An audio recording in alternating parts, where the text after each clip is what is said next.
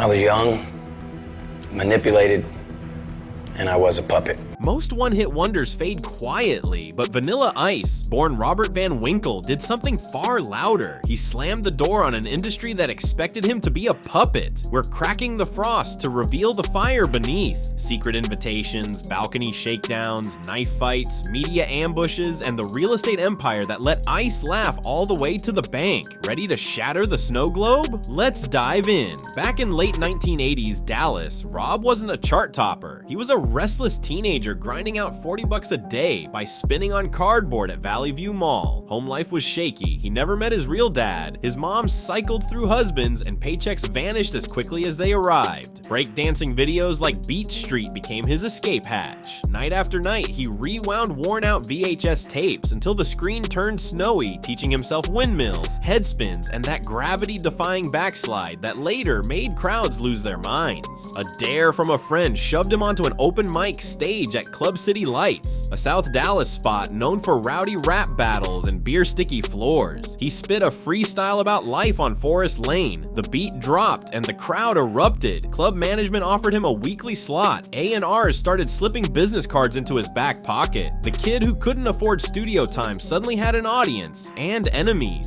One summer night outside that same club, a random brawl exploded like a powder keg.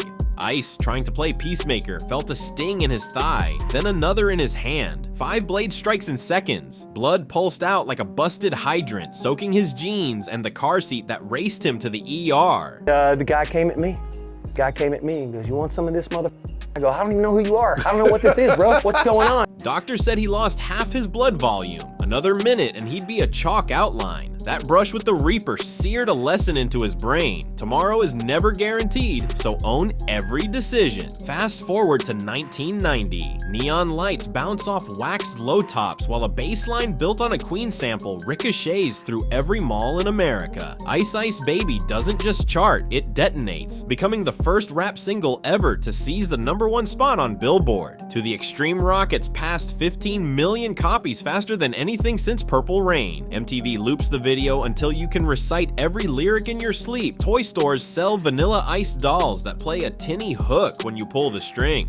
For a 23-year-old who'd once spun on his head for lunch money, it feels like the sky cracked open and rained platinum. Hollywood scrambles. He lands a starring role in Cool as Ice. Sneaker endorsements stack higher than his fade, and Madonna herself slides a proposal across a candlelit table. Tabloids eat it up. Material Girl wants Ice King. He laughs it off. Too young, too busy. But the headline cements his place in pop mythology. Fans go feral at in-store signings. One Miami appearance draws 5,000 people into a shop built for 500. Security yanks him out shirtless. Autograph seekers gripping shredded fabric like holy relics. But behind those plaques lurk invitations no rookie handbook covers. Heavyweights tied to executives Charles Koppelman and Clive Davis usher him toward exclusive after-hours gatherings. Phones locked away, NDAs thicker than Bibles, favors traded like currency. Whispers claim those soirees demanded more than small talk. Think ritual hazing designed to test how badly newcomers crave immortality. Ice peers in, senses the strings, and steps back. He later calls the biz a snow globe. Shake it, glitter swirls, but none of it is real. Turning down the invite paints a neon target on his back, and the next hit he feels won't come from a radio. Enter Marion Suge Knight, 6'4", red suit, reputation forged in menace. Songwriter Mario Chocolate Johnson, managed by Suge, insists he wrote a chunk of Ice Ice Baby. Knight volunteers to collect. One late night in a Beverly Hills suite, Ice's bodyguards find themselves outgunned as Knight's crew crowds the doorway. Guns flash, voices boom, and legend claims Suge dangles Ice over a 20-story balcony until he surrenders a quarter of the song's royalties. Ice later clarifies he wasn't literally hanging by his ankles, but the threat felt lethal. In a heartbeat, he learns how small platinum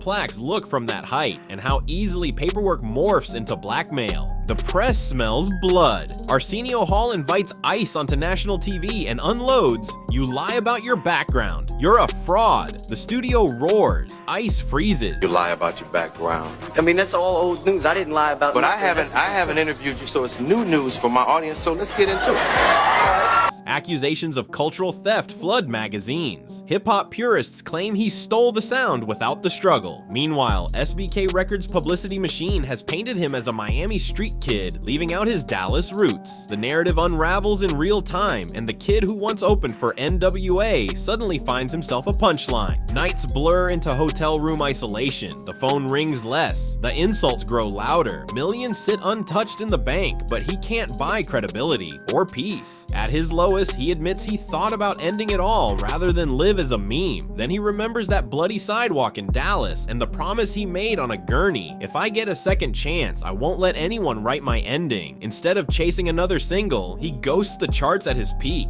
cancels tours, ignores cameo offers, and packs for Florida. Critics cackle, Vanilla melts under pressure. He tunes them out. Down in Palm Beach County, he pours royalties into beat-up waterfront bungalows, studies zoning codes, and earns a general contractor license. While music blogs debate whether he's bankrupt, Ice is drywalling a kitchen and pocketing 6 figures on the flip. He's up at dawn comparing tile samples, negotiating with plumbers, and learning the brutal math of property taxes. By 2004, he's quietly sitting on a multi-million-dollar portfolio. Producers from DIY Network catch wind and pitch a show. He's skeptical. Television burned him once, but agrees on one condition: no scripted drama, just real hammer and nails action. The Vanilla Ice project premieres, pulls solid ratings, and eventually spans 13 seasons, 180 episodes, and a spin-off about flipping mansions. Viewers discover Rob Van Winkle, the meticulous contractor who can quote square foot costs faster than lyrics. He walks viewers through termite damage, rewires outdated panels, and transforms mold-choked foreclosures into waterfront jewels. Ratings climb, and so does his credibility, this time earned with sweat, not spin doctors. Clean living replaces late-night clubs. He attends real estate seminars, mentors rookie investors, and hosts charity motocross events that raise 6-figure checks for children's hospitals. Asked about the music industry, he calls it an artificial reality that never ends well. Meanwhile, the men who once towered over him stumble. Suge Knight lands a 28-year sentence after a fatal hit and run. Parole won't be an option until 2034. Other moguls linked to those secret parties face lawsuits that read like horror scripts. Ice, on the other hand, spends weekends fishing with his daughters and cruising Florida's intracoastal in a self-renovated yacht. His marriage lasts nearly 2 decades, an eternity in celebrity years, before quietly dissolving, but he remains close to his daughters, teaching them how to swing a hammer and balance a budget. On social media, he drops renovation tips between nostalgic shoutouts to old tour mates. He still tours occasionally, but only when he wants to, treating the stage like a vacation spot rather than a battlefield. And when Ice Ice Baby blares through stadium speakers during a timeout, he smiles. The royalties still land like clockwork. Critics who sneered in '91 now study his portfolio. Universities invite him to guest lecture on branding pivots. His net worth hovers around $20 million, most of it from bricks, not beats. And his legacy gets a surprising rewrite. The white rapper who didn't just survive hip-hop's toughest decade, he outsmarted it. He proves that reinvention isn't just possible, it's profitable. The irony drips colder than his stage name.